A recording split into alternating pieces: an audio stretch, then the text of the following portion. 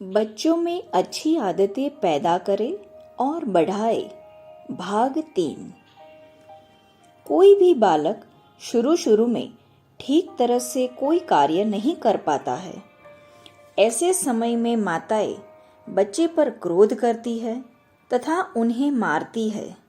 यह तरीका उचित नहीं है, बल्कि हमें यह करना चाहिए कि ऐसे समय पर धैर्य से कार्य करें। बच्चे को सिखाए कि किस तरह से काम करना चाहिए, क्योंकि आखिर यह बालक ही है, इसलिए गलतियां होना स्वाभाविक है। बच्चे के छोटे छोटे हाथों से जितना होता है उतना कार्य तो वे करते ही है। धीरे धीरे बालक स्वयं ही सारे कार्य करने लगता है। इस तरह से यदि साहस और धैर्य पूर्वक काम लिया जाए तो किसी प्रकार की परेशानी भी नहीं उठानी पड़ेगी तथा बालक भी कार्य आसानी से सीख जाएगा। अतः हमें इस कार्य में शीघ्रता नहीं करनी चाहिए। इसके अलावा भी कई और बातों का शिक्षण बालक को देना आवश्यक हो जाता है, जैसे सफाई से रहना, रोज नियत समय पर शौच स्नान से निवृत्त होकर सिर में तेल डालना तथा कंघी करने की जानकारी भी बच्चे को देनी चाहिए। तेल, कंघी इत्यादि एक स्थान पर सुव्यवस्थित ढंग से रख देनी चाहिए, जहां से बालक सुविधापूर्वक उन वस्तुओं को उठा सके। इस तरह से यदि बालक को उचित आदतों का अभ्यास बचपन से ही करा दिया जाए तो आगे भविष्य में उसे अपने जीवन का समायोजन करने में कोई भी परेशानी महसूस नहीं होती है तथा उसका भविष्य उज्जवल तथा प्रकाशमय बन जाता है। मनुष्य अच्छाई और बुराई दोनों का पुतला है। त्रिविध प्रकृति, त्रिविध स्वभाव, त्रिगुण माया आदि शब्द उसकी इसी विशेषता की ओर ध्यान आकृष्ट करते हैं। हालांकि महत्व अच्छाइयों को दिया जाना चाहिए और उनके विकास को ही प्रोत्साहित करना चाहिए।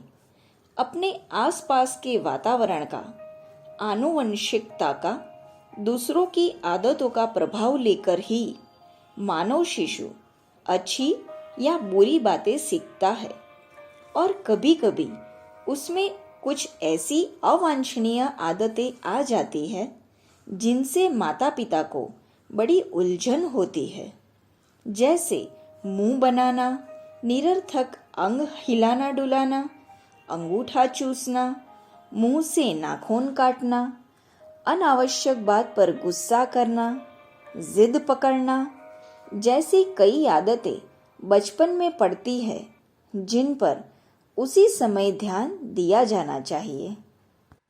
मनोविज्ञानवेत्ता इन अवांछनीय आदतों का कारण बच्चों की मनोग्रंथित समस्याओं को मानते हैं, जिन्हें बच्चे स्वयं नहीं समझते।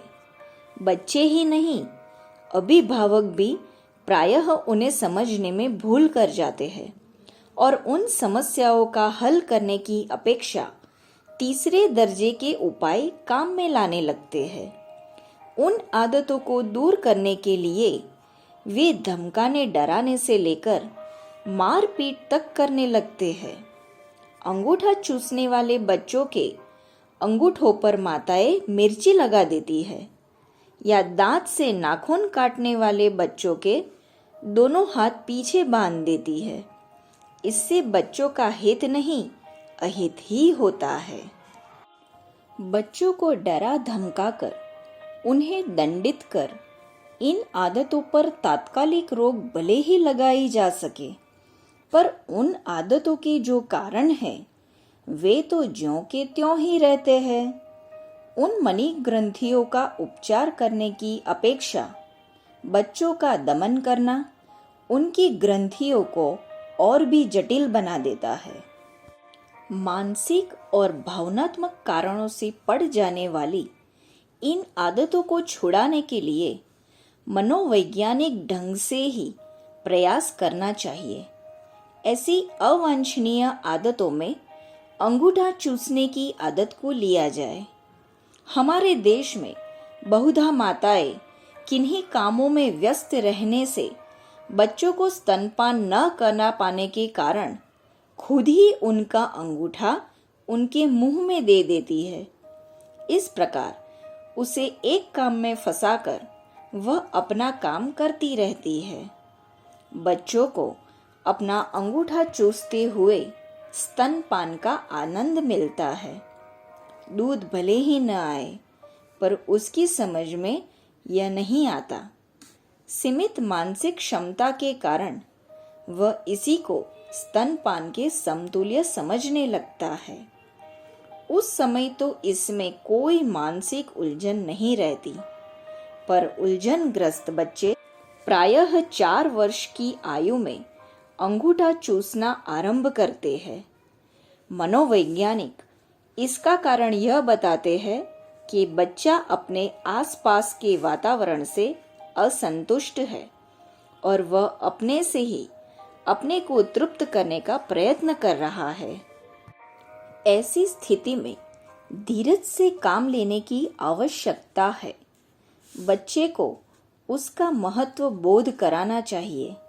किसी प्रकार उसे समझना चाहिए यह आदत खराब है और यह क्रिया छोटे बच्चे ही करते हैं। जब उसे अपना महत्व बोध होने लगता है, वह समझने लगता है कि मैं स्तनपान की उम्र को पार कर चुका हूँ, तो असंतोष की बनी हुई ग्रंथि अपने आप खुलने लगती है और वह वातावरण से अपने अनुसार समझौता शुरू कर देता है। दांत से नाखून काटने की आदत बड़े लोगों में भी पाई जाती है और बच्चों में भी, लेकिन इसकी जड़ें बचपन में ही प्रस्फुटित होती है। आकृति विज्ञान के ज्ञाता भी यह मानते हैं कि दांतों से नाखून काटने का स्वभाव व्यक्ति के हिंसक स्वभाव का परिचायक है। मनोविज्ञान वेत्ताओं का यह मत है कि बच्चे जब अपने आप को असुरक्षित अनुभव करने लगते हैं, तो वे इस आदत के शिकार होते हैं। सुरक्षा की अभावात्मक अनुभूति उन्हें आक्रामक और प्रतिहिंसक बनाती है, लेकिन लज्जा, संकोच और झिझक की विवशता उनकी प्रवृत्ति को इसी प्रकार प्रवृत्त करती है, अभिव्यक्ति देती है। इसका एक कारण यह भी है कि बड़ों की भांति बच्चों में भी अपना प्रभुत्व जमाने की महत्वाकांक्षा होती है।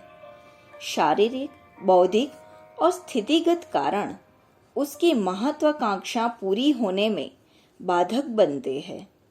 किन्हीं किन्हीं बच्चों में विशेष रूप से प्रभुत्व जमाने की कामना रहती है, खास तौर से उनमें जो सुरक्षा के अभाव से ग्रस्त रहे हो, और जब उनकी यह कामना पूरी नहीं होती है तो वे खींचकर दांत से नाखून काटना सीख जाते हैं।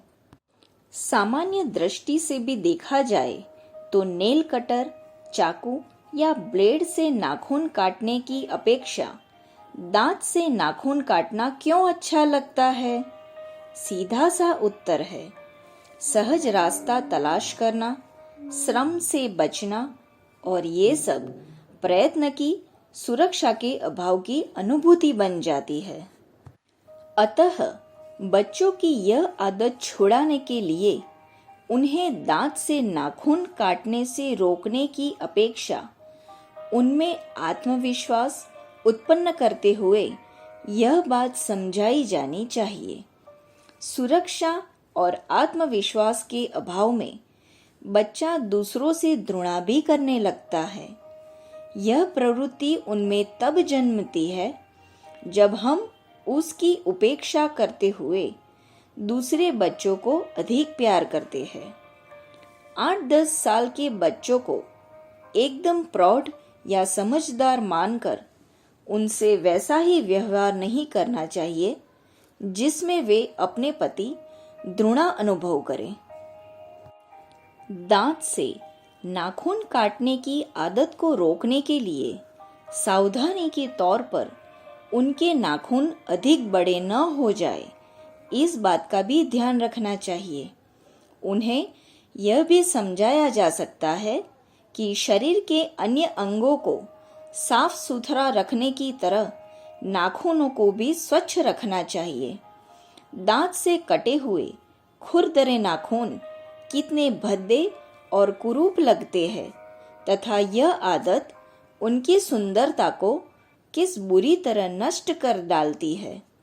ये सावधानियां तभी लाभदायी हो सकती है जब बच्चे की समस्याओं, उलझनों को समझने और उनका निराकरण करते हुए बरती जाए। संदर्भ: बच्चों के शासक नहीं, सहायक बने। लेखिका: भगवती देवी शर्मा। धन्यवाद।